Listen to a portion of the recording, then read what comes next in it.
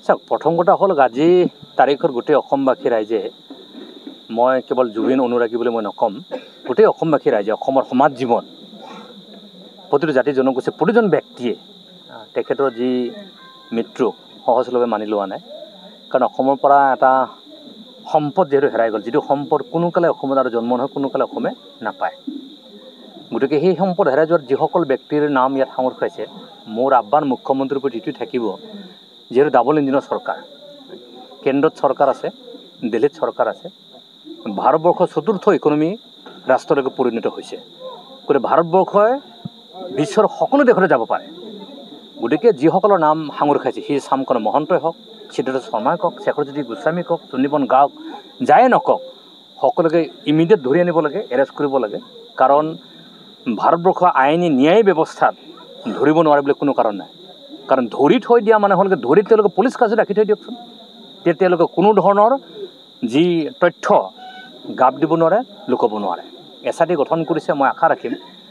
আৰু মোৰ অনুভৱটো এনেধৰণৰ আজি তাৰিখত যে জুবিন গাৰ্গ সিদিনাখনে জাষ্টিছ পাব, যিদিনাখন জুবিন গাৰ্গৰ মৃত্যুৰ সৈতে সাঙুৰ খোৱা ব্যক্তিসকল, দোষীসকল বিচাৰি ওলাই শাস্তিৰ সন্মুখীন হ'ব, শাস্তি পাব, শাস্তি বিহিব, সিদিনাখনে জুবিনৰ প্ৰতি জাষ্টিছটো প্ৰকৃতাৰ্থত হ'ব। মাইকেল জেকছনৰ মৃত্যুত যদি চিকিৎসক এজন যদি 7 বছৰ জেল হ'ব পাৰে, ভাৰতবৰ্ষৰ চতুৰ্থ অৰ্থনৈতিক ৰাষ্ট্ৰ হিচাপে বিশ্বৰ য'তেই নাথাকক, ক'ত আছে তেখেতসকলে? ছিংগাপুৰতহে আছে। চাংমুখৰ মহন্ত, সিদ্ধাৰ্থ, আমি যদি কওঁ ক'ত আছে, মই যদি কথাখিনি ক'বলৈ যে আমি নাজানিম, ক'ত আছে? ভাৰতবৰ্ষৰ ভিতৰত লুকাই আছে, পৃথিৱীৰ ভিতৰত ক'ত লুকাই আছে, কিয় কৰিব নোৱাৰে? আনপিনে চুন্নীবন গাৰ্গ APS, এজন পুলিচ বিষয়া, পুলিচ বিষয়া নহয়, তেওঁ আমাৰ বকো সমজিল্লাৰ SP হয়। তেখেত আকৌ জুবিন গাৰ্গৰ সম্পৰ্কীয় ভাইটো যদি ককাইজনক যদি তেওঁ সুৰক্ষা দিব নোৱাৰে, তেওঁ আমাৰ বকোবাসীক কেনেকৈ সুৰক্ষা দিব? গতিকে মইতো ভাবোঁ আইনে কি বিচাৰ কৰি কি শাস্তি দিব সেইটো পিছত কথা। মই ভাবোঁ এই মুহূৰ্তত মুখ্যমন্ত্ৰী ডাঙৰীয়াই, ভাৰতবৰ্ষৰ গৃহ বিভাগে চুন্নীবন গাৰ্গক ধৰি বান্ধি আনি ৰাখি থ'ব লাগে। আৰু মই এই মতে ক'ম, যিজন ব্যক্তি নিজৰ ককাই ভাইক সুৰক্ষা দিব পৰা নাই, বকোবাসী ৰাইজক যে সুৰক্ষা দিব নোৱাৰে এইটো নিশ্চিত হৈছে। গতিকে সেইজন মানুহক চাকৰি বৰ্খাস্ত কৰিব লাগিব। শুনি আছোঁ, বৰ্খাস্ত কাম নাই, চাকৰিৰ পৰা তাক বিদায় দিব লাগিব গোটেইবিলাক। কাৰণ তেওঁৰ কোনো কামেই নাই, মিনিংলেছ মানুহ এজন, সেইজন মানুহ।